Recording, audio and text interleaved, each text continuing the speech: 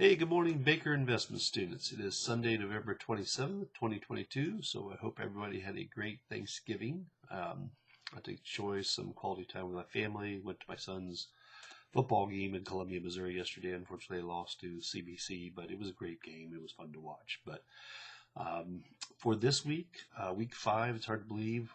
We're already halfway done with the course. We're quickly approaching the end of the course with only 3 weeks left. So just keep plugging away. Really enjoyed the forum discussion post. Went through those this morning, made some comments on everybody's post. So we're going to kind of rinse and repeat on this week. Do the same thing for your portfolio tracking.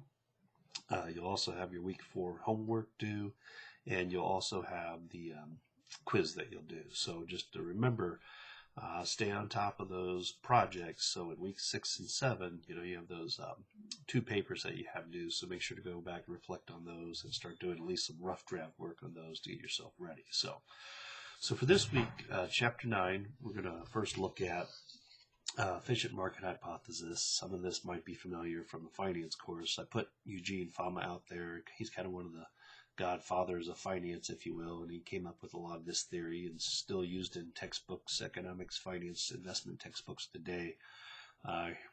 And I subscribe to his theory. And essentially there's 3 parts of the theory. One is just weak form, that you can't use patterns and past price movements to try to predict which stock you should be buying. But you're going to read about this in the later part of the chapter. They'll call technical analysis. It deals more with behavioral economics. It's kind of a counter argument to rational thinking of the efficient market hypothesis. But basically says, hey, you can't do this matrix algebra and other different techniques to try to look at these patterns to try to predict that, hey, this is the day that you should buy Amazon or Starbucks.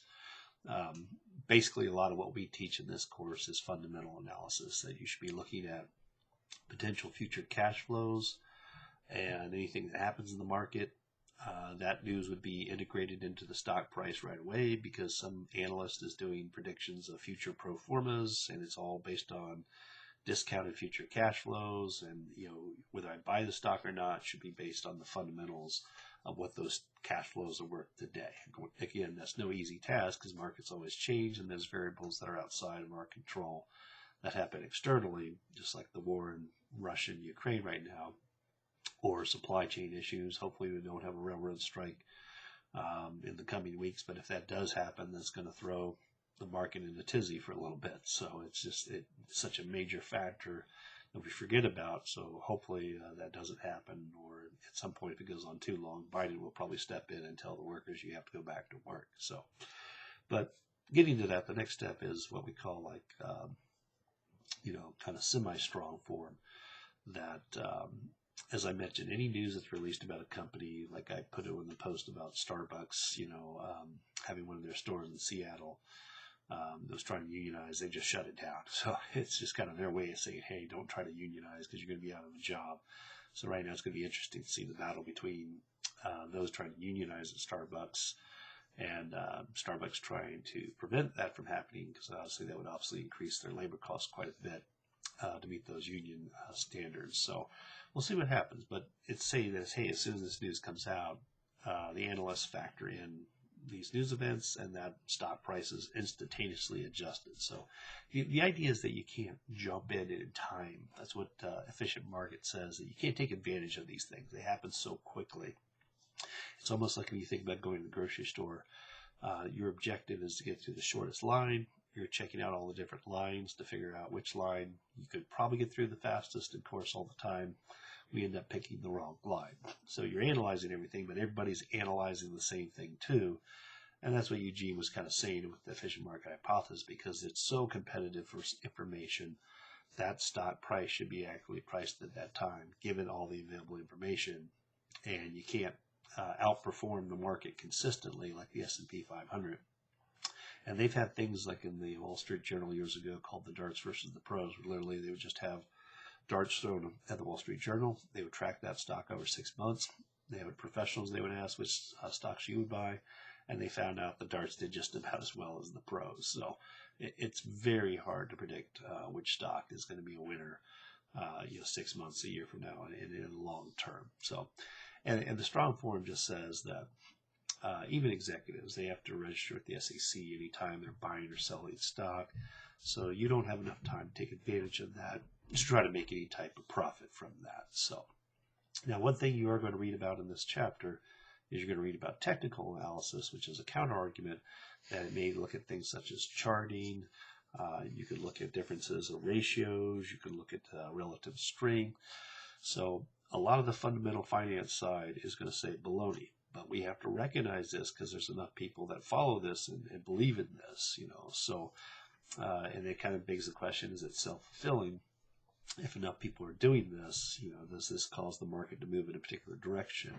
And if it does, there are some that what we call believe in bubbles, and it brings stock prices up to irrational levels.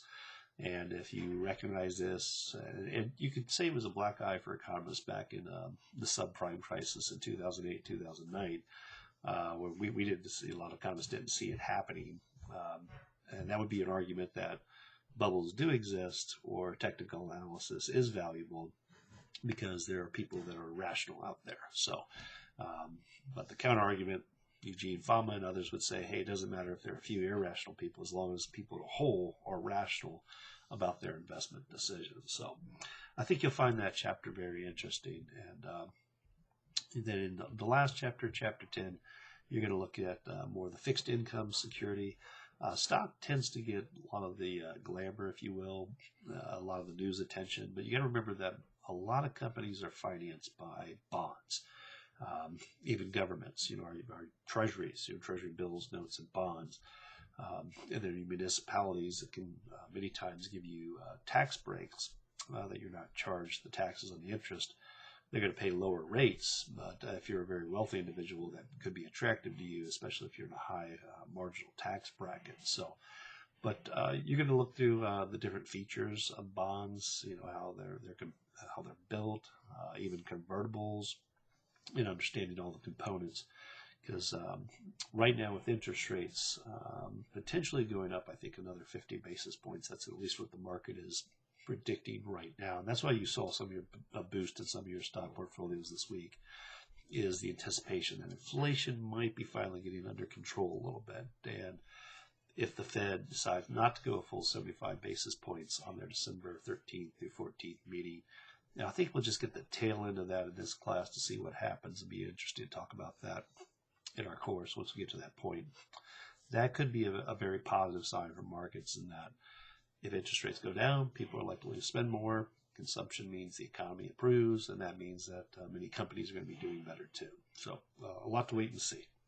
So that's it for this week. Again, if you do have any questions, do email me. I'll try to get everything graded by Tuesday for this past week. But otherwise, we'll talk to you online later in the week. Take care.